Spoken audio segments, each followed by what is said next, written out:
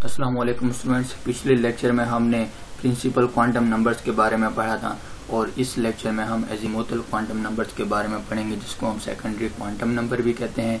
Principal quantum numbers के बाद azimuthal quantum number की जरूरत क्यों पड़ी, या प्रिंसिपल क्वांटम नंबर ही काफ़ी क्यों नहीं था इलेक्ट्रॉन्स के एड्रेस को बयान करने में या इलेक्ट्रॉन्स का मुकम्मल एड्रेस बताने में। तो इसको देखने के लिए या इसको हम यहाँ पे देख लेते हैं कि जो बोहर का मॉडल था, बोहर के मॉडल में कुछ डिफेक्ट्स थे। उन डिफेक्ट से हमें पता चला कि हमें एक और क्वांटम नंबर चाहिए, जिसको हम एजीमुथल क्वांटम नंबर्स अब कहते हैं। बोहर के मॉडल में कौन सा डिफेक्ट था? बोहर ने जो हाइड्रोजन के लिए स्पेक्ट्रम दिया था, तो उस स्पेक्ट्रम्स को जब हाईली रिजॉल्विंग स्पेक्ट्रोमीटर में देखा गया, तो जो हाईली रिजॉल्विंग स्पेक्ट्रोमीटर में ये देखा गया कि उसकी जो सिंगल लाइन स्पेक्ट्रम था, यानी जो उस स्पेक्ट्रम में जो लाइंस मौजूद थी, उसको आगे मजीद कई बारीक लाइनों, आगे कई मजीद फाइन लाइनों के जरिए क्या किया गया, रिप्लेस कर दिया गया। इससे ये पता चला कि वो जो ओरिजिनल लाइन थी वो आगे मजीद कई लाइनों में क्या हो जाते थे, डिवाइड हो जाती थी वो लाइनें। तो किस तरह, अगर हम इसको देख लेते हैं, ये समझ लेते हैं कि ये हाइड्रोजन का स्पेक्ट्रम है, जो कि लाइन स्पेक्ट्रम तो और इस तरह लाइन पर मुश्तमिल थे, ये स्पेक्ट्रम मुश्तमिल था। जब इसी को हाईली रिजॉल्विंग स्पेक्ट्रोमीटर में देखा गया, तो इससे क्या पता चला कि जो ओरिजिनल लाइंस थी वो आगे मजीद, जिस तरह ये लाइन है, ये लाइन, इस लाइन को कई बारीक लाइनों ने क्या किया, रिप्लेस कर दिया। इसी तरह इस लाइन को भी कई बारीक लाइनों ने रिप्लेस कर दिया, इस लाइन को भी कई बारीक लाइनों ने रिप्लेस कर दिया। तो इससे ये पता चला कि जो प्रिंसिपल क्वांटम नंबर्स है, ये प्रिंसिपल क्वांटम नंबर्स सिर्फ काफी नहीं है कि हम इलेक्ट्रॉन्स के बारे में मुकम्मल एड्रेस का पता लगा सके या इलेक्ट्रॉन्स का मुकम्मल एड्रेस हमें पता चले। तो प्रिंसिपल क्वांटम नंबर्स काफी नहीं था, इससे आगे एक और क्वांटम नंबर की जरूरत पड़ी। जो ये फाइन लाइंस, बारीक लाइनें आ रही हैं, जो हाइड्रोजन के स्पेक्ट्रम्स को हाईली रिजॉल्विंग स्पेक्ट्रोमीटर में देखा गया, वही ओरिजिनल लाइन आगे मजीद और बारीक लाइनों में स्प्लिट हो गई थी। तो इससे पता ये चला कि सिर्फ प्रिंसिपल क्वांटम नंबर ही काफी नहीं है इलेक्ट्रॉन्स को बयान करने में, उसके लिए एक और क्वांटम नंबर आया जिसको हम एजीमुथल क्वांटम नंबर कहते हैं। ये जो एजीमुथल क्वांटम नंबर है, यह हमें क्या बता रहा है, इससे हमें किस चीज के बारे में पता चलता है। एजीमुथल क्वांटम नंबर्स को हम कई नामों से पुकारते हैं। इसको हम सेकेंडरी क्वांटम नंबर भी कहते हैं, इसको हम ऑर्बिटल एंगुलर मोमेंटम भी कहते हैं, ऑर्बिटल क्वांटम नंबर भी कहते हैं। इसके अलावा सब्सिडायरी क्वांटम नंबर भी इसी को ही कहते हैं। तो बोहर के डिफेक्ट से ही हमें एजीमुथल क्वांटम नंबर्स की तरफ रहनुमाई मिली है, या बोहर के मॉडल में जो डिफेक्ट आया था, जो उसने हाइड्रोजन के स्पेक्ट्रम को हाईली रिजॉल्विंग स्पेक्ट्रोमीटर में नहीं देखा था, लेकिन जब इसको हाईली रिजॉल्विंग स्पेक्ट्रोमीटर में देखा गया, तो इससे पता ये चला कि वो जो इंडिविजुअल लाइनें थी वो आगे मजीद और सेवरल फाइन लाइन में स्प्लिट हो जाती थी, आगे और बारीक लाइनें उसको रिप्लेस कर देती थी। उन बारीक लाइनों से आगे हमें एजीमुथल क्वांटम नंबर्स की आगे इंफॉर्मेशन मिली, यानी हमने उन्हीं बारीक लाइनों को आगे एजीमुथल क्वांटम नंबर्स का नाम दिया। लेकिन क्यों, ऐसा क्या है? यही जो एजीमुथल क्वांटम नंबर है, ये समरफील्ड्स ने जो मॉडल पेश किया था, बोहर के मॉडल के मुताबिक इलेक्ट्रॉन जो फिक्स्ड ऑर्बिट में रिवॉल्व कर रहे थे, उनके जो रास्ते होते हैं वो प्लेनर थे, और इसके अलावा वो सर्कुलर ऑर्बिट थे। लेकिन समरफील्ड ने इसको रिजेक्ट कर दिया था। समरफील्ड ने आगे करेक्शन की थी, वो ये थी कि ये जो ऑर्बिट्स होते हैं या जो रास्ते होते हैं, ये सर्कुलर नहीं होते, बल्कि ये इलेप्टिकल होते हैं। ये किस शेप में होते हैं? इलेप्टिकल शेप में होते हैं या बेजवी शेप में होते हैं। तो यही जो एजीमुथल क्वांटम नंबर है, ये सपोर्ट करता है, समरफील्ड की अजम्पशन को भी सपोर्ट करता है। तो ये एजीमुथल क्वांटम नंबर से ये भी पता चलता है कि जो ऑर्बिटल्स होते हैं वो सर्कुलर भी हो सकते हैं, और इसके अलावा ये इलेप्टिकल शेप के भी हो सकते हैं, जो कि समरफील्ड्स अजम्पशंस की ये क्या करते हैं, सपोर्ट करते हैं। और जब हम एजीमुथल क्वांटम नंबर्स की बात कर रहे हैं, तो ये हम इसको किस से रिप्रेजेंट करते हैं या हमें किस इसके बारे में बताते हैं? तो एजीमुथल क्वांटम नंबर्स को हम एल से रिप्रेजेंट करते हैं। ये एल से क्या मुराद है, आप इसको हम ये भी कह सकते हैं, इसका मतलब है लोअर केस, या फिर हम इसको एंगुलर मोमेंटम भी कहते हैं, हम इसको एंगुलर मोमेंटम भी कहते हैं। अब जब हम इसको एल से रिप्रेजेंट कर रहे हैं और इसको हम एंगुलर मोमेंटम कहते हैं, तो इसका क्या मतलब है, ये एटम में मौजूद जो ऑर्बिटल्स होते हैं उन ऑर्बिटल्स के एंगुलर मोमेंटम को ये डिस्क्राइब करता है, एंगुलर मोमेंटम के बारे में हमें बताता है। अब इसी चीज को हम यहाँ पे डिस्कस करते हैं कि ये जो एल की वैल्यू होती है, एल की वैल्यूज को अगर हम देख लें तो एल की वैल्यू 0 से स्टार्ट होती है, होल नंबर है 0, 1, 2, 3 एंड सो ऑन n-1। यानी इसका क्या मतलब है, एजीमुथल क्वांटम नंबर्स की जो वैल्यू है वो डिपेंड करती है प्रिंसिपल क्वांटम नंबर पर।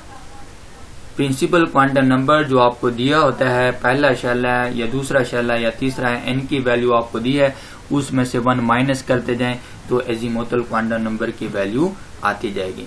यह हम इसको नंबर्स में रिप्रेजेंट करते हैं, लेकिन इसी को जब हम अल्फाबेट्स में रिप्रेजेंट करते हैं तो 0 S को कहते हैं, यानी S इसके लिए रिप्रेजेंट करते हैं, और 1 P, 2 को हम D और 3 को हम F। ये जो नाम दिए गए हैं, S नाम दिया गया है, P नाम दिया गया है, D है और F है, इनको हम यहाँ पे स्पेक्ट्रल टर्म यानी जो स्पेक्ट्रम होता है उसके नेचर की बुनियाद पर इनको नाम दिए गए हैं, एटॉमिक स्पेक्ट्रम्स की नेचर की बुनियाद पर इनको नाम दिए गए हैं। एस से मुराद होता है शार्प, पी से मुराद है प्रिंसिपल, पी प्रिंसिपल को कहते हैं, डी से मुराद है डिफ्यूज्ड,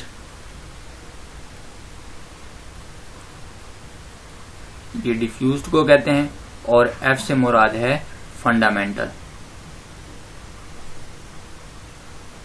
ये स्पेक्ट्रल टर्म्स है, स्पेक्ट्रम्स को ये डिस्क्राइब करते हैं।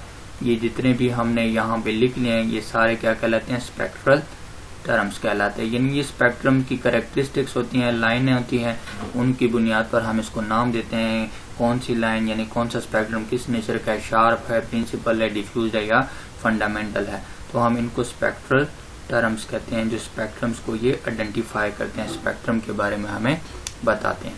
तो रिप्रेजेंटेशन को हमने देख लिया, हम इसको एल से रिप्रेजेंट करते हैं। एल का है मतलब लोअर केस या फिर एंगुलर मोमेंटम। एल की वैल्यू 0, 1, 2, 3 एंड सो ऑन, यानी n तक -1 हो सकती है। ये n की वैल्यू प्रिंसिपल क्वांटम नंबर्स पे इसकी वैल्यू डिपेंड करती है। अगर 0 है तब हम इसको अल्फाबेट्स में s से रिप्रेजेंट करते हैं, जो शार्प को रिप्रेजेंट करते हैं, इसका मतलब है शार्प। अगर 1 है, L की वैल्यू 1 है, तब हम इसको P से रिप्रेजेंट करते हैं और प्रिंसिपल कहते हैं। अगर L की वैल्यू 2 है तब हम इसको D से रिप्रेजेंट करते हैं, जिसको हम डिफ्यूज्ड कहते हैं। और अगर L की वैल्यू 3 है तब हम इसको F से रिप्रेजेंट करते हैं, जिसका मतलब है फंडामेंटल। अब ये तो हमें पता चला है कि L की वैल्यू क्या है और L किसे कहते हैं, लेकिन अब ये किस चीज को बयान करता है। जिस तरह प्रिंसिपल क्वांटम नंबर है वो तो शेल को बयान कर रहा था, n जो है प्रिंसिपल क्वांटम नंबर है। ये जो प्रिंसिपल क्वांटम नंबर है ये किसको बयान कर रहा था, ये हम कहते हैं कि ये शेल को कहते थे, ये मेन एनर्जी लेवल को कहते थे, मेन एनर्जी लेवल को कहते हैं, और ये ऑर्बिट को कहते हैं। ये रिप्रेजेंटेशन था, या ये हमें प्रिंसिपल क्वांटम नंबर हमें बता रहा था। ये हम शेल को कहते हैं, मेन एनर्जी लेवल को कहते हैं या ऑर्बिट को कहते हैं। लेकिन जब हम एजीमुथल क्वांटम नंबर को देखते हैं, एल को देखते हैं, एजीमुथल क्वांटम नंबर को कहते हैं, ये डिपेंड करता है किस पर, ये डिपेंड करता है प्रिंसिपल क्वांटम नंबर पर। तो जब हम एजीमुथल क्वांटम नंबर्स की बात करते हैं तो ये शेल है, शेल को और बारीक यानी और छोटे इसके पार्ट होते हैं और इसमें कई हिस्से मौजूद होते हैं और इसको डिवाइड किए होते हैं। जिस तरह हम यहाँ पे देख रहे थे ये एक लाइन है। इस लाइन को जब हमने हाईली रिजॉल्विंग स्पेक्ट्रोमीटर में देखा तो हमने ये देखा इसके और छोटे छोटे हिस्से भी पाए जाते हैं। उन छोटे पार्ट्स को, उन हिस्सों को हम आगे क्या कहते हैं कि एजीमुथल क्वांटम नंबर हमें सबशेल के बारे में बताता है, या फिर हम इसको सब एनर्जी लेवल भी कहते हैं।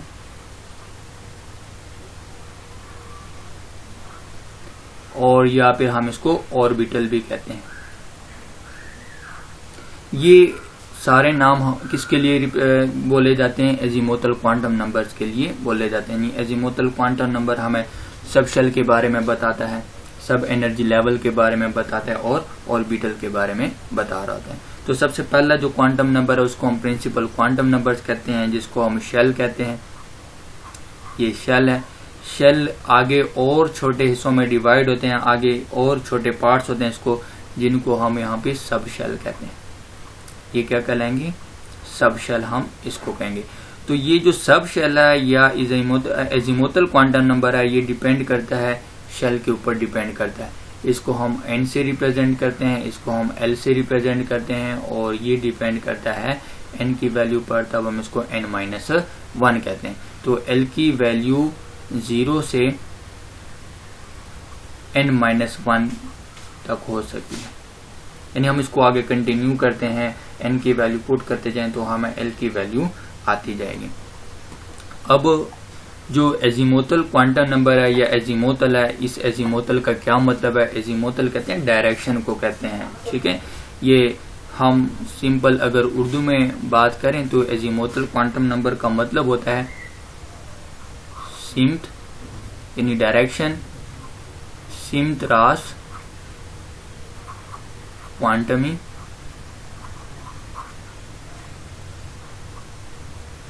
अदद, यानी ये हमें डायरेक्शन के बारे में बताते हैं। ऑर्बिटल्स किस डायरेक्शन में, यानी ऑर्बिटल्स के सिमत के बारे में हमें बताते हैं।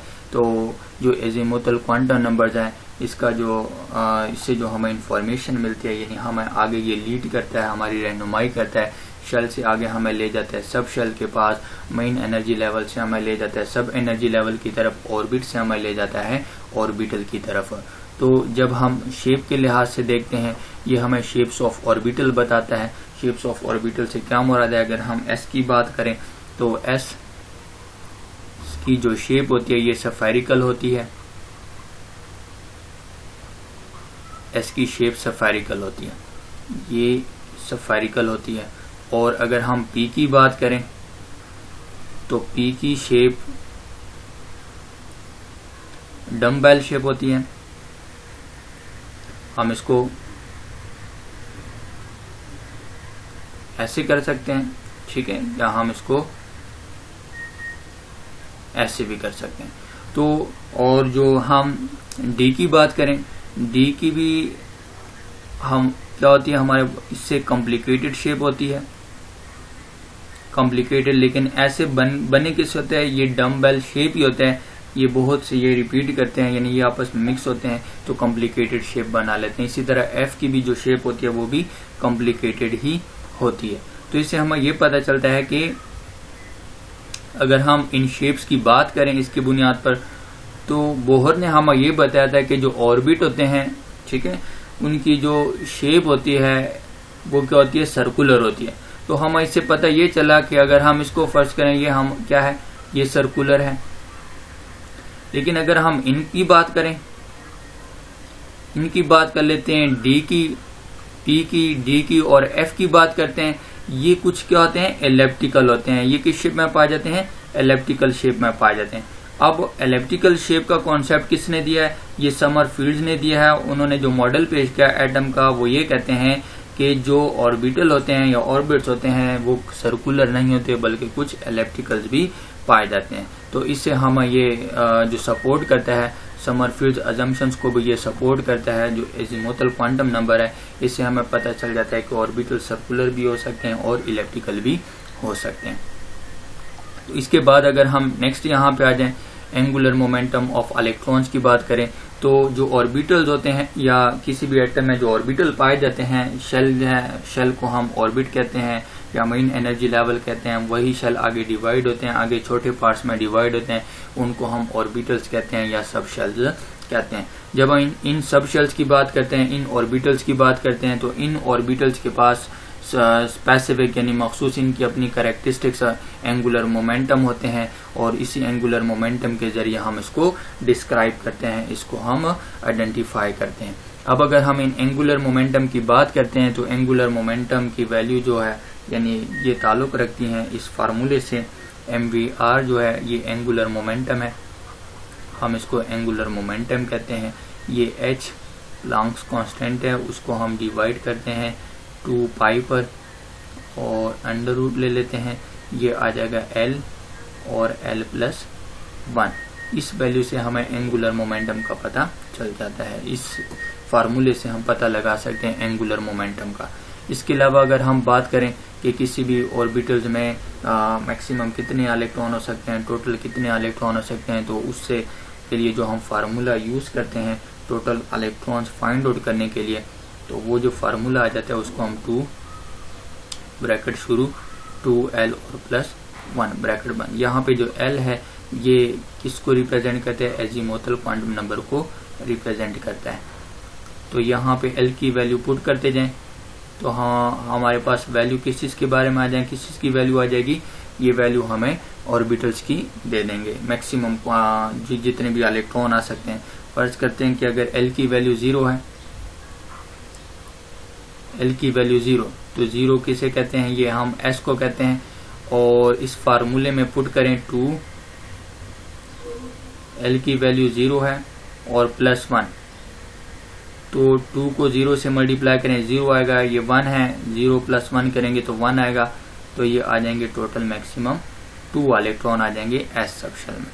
इसी तरह अगर हम L की वैल्यू 2 है, सॉरी L की वैल्यू अगर 1 है तो ये आ जाएगा P, और फार्मूले में अगर हम वैल्यू पुट करें 2, यहाँ पे 1 आ जाएगा और +1। L की वैल्यू 1 हमने पुट कर दी, 2 को 1 से मल्टीप्लाई करेंगे 2 आ जाएगा और 2 + 1 आ जाएगा 3, 3 को फिर 2 से मल्टीप्लाई करें टोटल आ जाएंगे 6 इलेक्ट्रॉन। तो P सब शेल में टोटल 6 इलेक्ट्रॉन आते हैं। इसी तरह L की वैल्यू अगर 2 है तो हम इसको d ऑर्बिटल कहते हैं और फार्मूला पुट कर लेते हैं 2, L की वैल्यू पुट करें 2 और +1 मल्टीप्लाई करें 2 को 2 के साथ 4 आ जाएगा और ये 1 करेंगे 5 आ जाएगा, इसको मल्टीप्लाई करेंगे 2 के साथ टोटल आ जाएंगे 10 इलेक्ट्रॉन। इसी तरह अगर L की वैल्यू 3 है तो F आ जाएगा सब शेल और L की वैल्यू पुट करें 2, यहाँ पे 3 आ जाएगी वैल्यू और +1, इसको मल्टीप्लाई करें 3 को 2 से मल्टीप्लाई करें कितना आ जाएगा 6 आ जाएगा और ये 1 है 7 और इसके साथ 2 मल्टीप्लाई करें तो टोटल आ जाएंगे 14 इलेक्ट्रॉन। तो इससे पता चला कि S में मैक्सिमम 2 इलेक्ट्रॉन आएंगे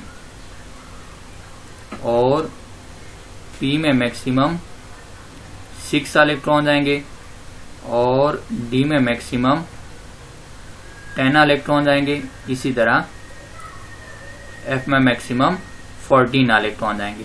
तो इससे हमें पता चल जाता है कि टोटल मैक्सिमम कितने इलेक्ट्रॉन आ सकते हैं, हम आसानी से पता लगा सकते हैं।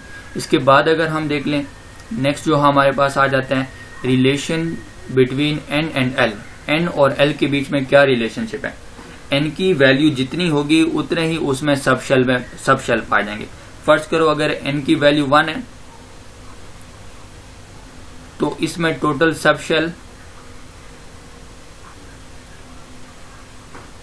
1 होंगे। N की वैल्यू अगर 2 है तो इसमें टोटल सब शेल 2 होंगे, यानी जितनी N की वैल्यू होती है उतने ही सब शेल उसमें पाए जाते हैं, उतने ही ऑर्बिटल उसमें पाए जाते हैं। N की वैल्यू 3 है तो उसमें 3 पाए जाएंगे टोटल, N की वैल्यू अगर 4 है तो उसमें टोटल 4 पाए जाएंगे। अब इस रिलेशनशिप को अगर हम देख लें ये किस तरह हमें बताता है, तो अगर हम N की वैल्यू देखें ये 1 है तो इसका मतलब क्या है, फर्स्ट शेल की बात हो रही है। कौन सा शेल है, फर्स्ट शेल है।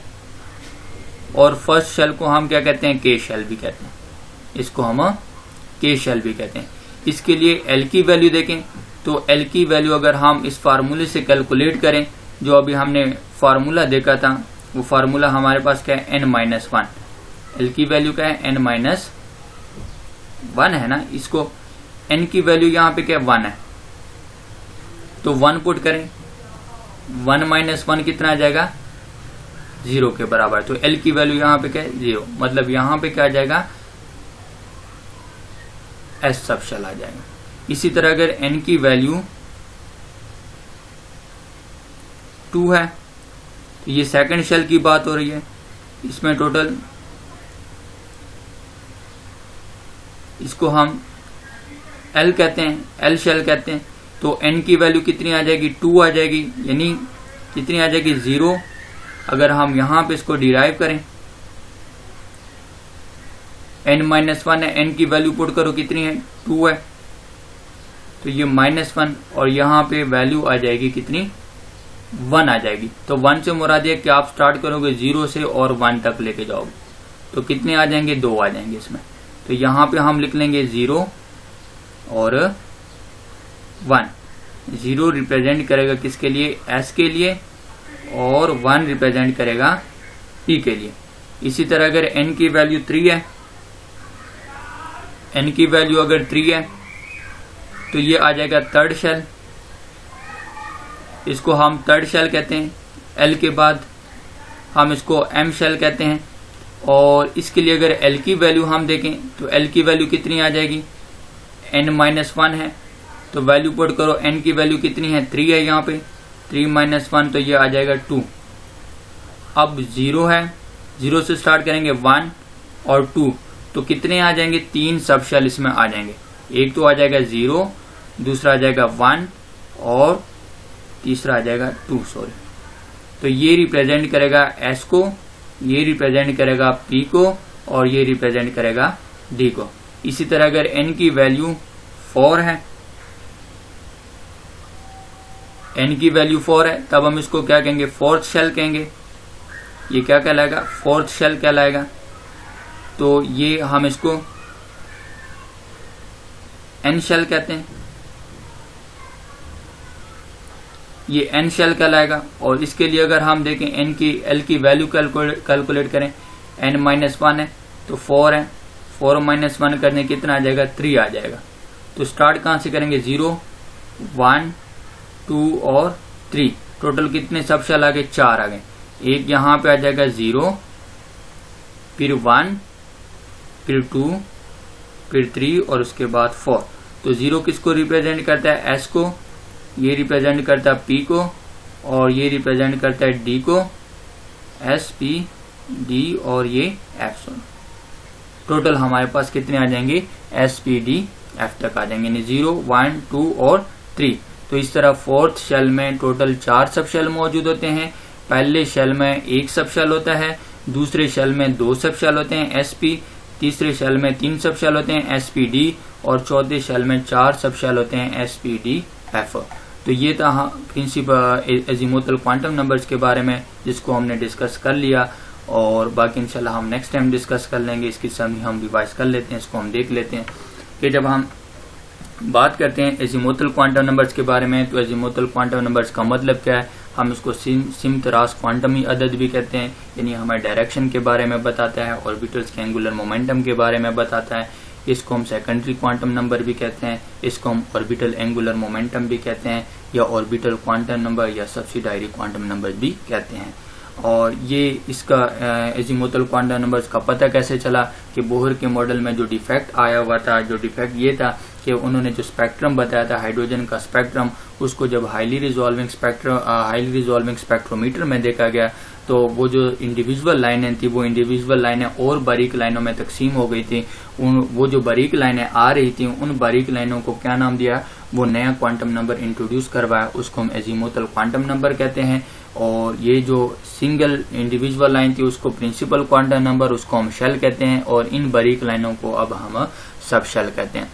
इससे हमें समरफील्ड ने जो अजम्पशन पेश किए थे उसको भी सपोर्ट करता है। ये वो इस तरीके से सपोर्ट करता है कि ये इसकी शेप ऑर्बिटल्स की शेप स्फेरिकल भी होती है, यानी सर्कुलर भी हो सकती है और इलिप्टिकल भी हो सकती है। और समरफील्ड ने यही बताया था कि जो एटॉमिक मॉडल है या ऑर्बिटल्स है वो सर्कुलर नहीं होते, वो इलिप्टिकल होते हैं। तो अजीमुथल क्वांटम नंबर्स हमें समरफील्ड अजम्पशंस को भी यानी सपोर्ट कर देता है, उसको भी सहारा दे देता है। रिप्रेजेंटेशन, इसको हम एल से रिप्रेजेंट करते हैं, इसका मतलब है लोअर केस या फिर एंगुलर मोमेंटम। और इसकी वैल्यू हम देखें, एल की वैल्यू 0 हो सकती है, 1, 2, 3 और n-1। तो n की वैल्यू पुट करते जाएं, आपके पास l की वैल्यू आती जाएगी। l की वैल्यू डिपेंड करती है n पर। हमें शेप्स ऑफ ऑर्बिटल्स का भी पता चल जाता है। अल्फाबेट्स में हम रिप्रेजेंटेशन देखें तो 0 को रिप्रेजेंट करता है s को, 1 रिप्रेजेंट करता है p को, और 2 को हम d कहते हैं, 3 को हम f कहते हैं। s से मुराद शार्प है, p से मुराद प्रिंसिपल है, d से मुराद डिफ्यूज है और f से मुराद फंडामेंटल है। ये स्पेक्ट्रल टर्म्स है, किसी भी स्पेक्ट्रम्स को ये आइडेंटिफाई करते हैं, उसकी मतलब उसमें स्पेसिफिक लाइंस को ये आइडेंटिफाई करते हैं। उसके बाद प्रिंसिपल शेप्स ऑफ ऑर्बिटल्स को हम देख लेते हैं। तो s की शेप स्फेरिकल होती है, p की शेप डम्बेल होती है और d और f की शेप जो होती है वो कॉम्प्लिकेटेड होती है शेप्स। तो इसका मतलब यह है कि ऐसे ही ये डम्बेल शेप ही होते हैं जो कई मिल जाते हैं, आपस में मिक्स हो जाते हैं और कॉम्प्लिकेटेड शेप्स बना लेते हैं, d और f की कॉम्प्लिकेटेड शेप बना लेते हैं। एंगुलर मोमेंटम, किसी भी इलेक्ट्रॉन्स की ऑर्बिटल्स की एंगुलर मोमेंटम का हमें पता चलता है अजीमुथल क्वांटम नंबर से। तो एंगुलर मोमेंटम को हम इस फार्मूले से निकाल सकते हैं, mvr इक्वल है, m यहाँ पे मास है, v वेलोसिटी है और r क्या है, ये रेडियस है। ये इलेक्ट्रॉन के बारे में हम पढ़ रहे हैं, तो अंडरस्टूड है कि ये इलेक्ट्रॉन्स का ही मास होगा, वेलोसिटी होगी और रेडियस ऑफ ऑर्बिट होगा। तो h को हम देख रहे हैं, ये प्लांक्स कांस्टेंट है और 2 पाई है और इसको under root l azimuthal quantum number है, l+1, इसमें l की वैल्यू पुट करते जाएं तो हमें एंगुलर मोमेंटम का पता चल जाएगा। उसके बाद अगर हम देखते हैं total number of electron in A given subshell, उसको भी हमने देख लिया कि एक सबशेल में टोटल कितने इलेक्ट्रॉन आते हैं। उसके लिए हम ये फार्मूला इस्तेमाल करते हैं, 2 ब्रैकेट शुरू 2l+1 और ब्रैकेट बंद। l की वैल्यू पुट करते जाएं, अगर l की वैल्यू 0 है s सबशेल के लिए, इसमें मैक्सिमम 2 इलेक्ट्रॉन, p के लिए l की वैल्यू 1 है, इसमें मैक्सिमम 6 इलेक्ट्रॉन आते हैं, और d के लिए l की वैल्यू 2 है, इसमें मैक्सिमम 10 इलेक्ट्रॉन आते हैं, और f के लिए l की वैल्यू 3 है, इसमें मैक्सिमम टोटल 14 इलेक्ट्रॉन आते हैं। इसके बाद जो हम देख लेते हैं रिलेशन इसका n के साथ और l के साथ, यानी प्रिंसिपल क्वांटम नंबर और azimuthal quantum number. l represent करता है अजीमुथल क्वांटम नंबर को और n रिप्रेजेंट करता है प्रिंसिपल क्वांटम नंबर्स को। और अगर हम इनका रिलेशन देख लें तो रिलेशन कुछ ऐसे पता चलेगा कि अगर पहला शेल है तो उसको हम उसमें n की वैल्यू अगर 1 है तो मतलब इसमें उतने ही सब शेल होंगे जितनी n की वैल्यू होगी। n की वैल्यू 1 है तो उसमें सब शेल 1 होगा, n की वैल्यू अगर 2 है तो सब शेल 2 होंगे। इसी तरह n की वैल्यू अगर 3 है तो 3 सब शेल होंगे, n की वैल्यू अगर 4 है तो 4 सब शेल होंगे। उसके बाद नेक्स्ट हम देख लेते हैं, n की वैल्यू अगर 1 है तो फर्स्ट शेल कहलाएगा जिसको हम k कहेंगे, इसके लिए l की वैल्यू 0 आती है और सब शेल s है। n की वैल्यू अगर 2 है तो सेकंड शेल कहलाएगा, इसको हम रिप्रेजेंट करते हैं l से, और इसमें जो सब शेल होंगे वो s और p पाए जाएंगे और l की वैल्यू 0 और 1 होगी। n की वैल्यू अगर 3 है तो थर्ड शेल है, उसमें 3 सब शेल पाए जाएंगे, 0, 1 और 2। ये अजीमुथल क्वांटम नंबर यानी l की वैल्यू है 0 s और 1 p को और 2 d के लिए रिप्रेजेंट करता है। तो इसी तरह n की वैल्यू अगर 4 है तो इसमें 4 सब शेल होंगे, 0, 1, 2 एंड 3। इसको हम रिप्रेजेंट करेंगे s, p, d और f से। बाकी इंशाल्लाह हम नेक्स्ट टाइम पढ़ लेंगे। अपना ख्याल रखिएगा। अल्लाह हाफिज।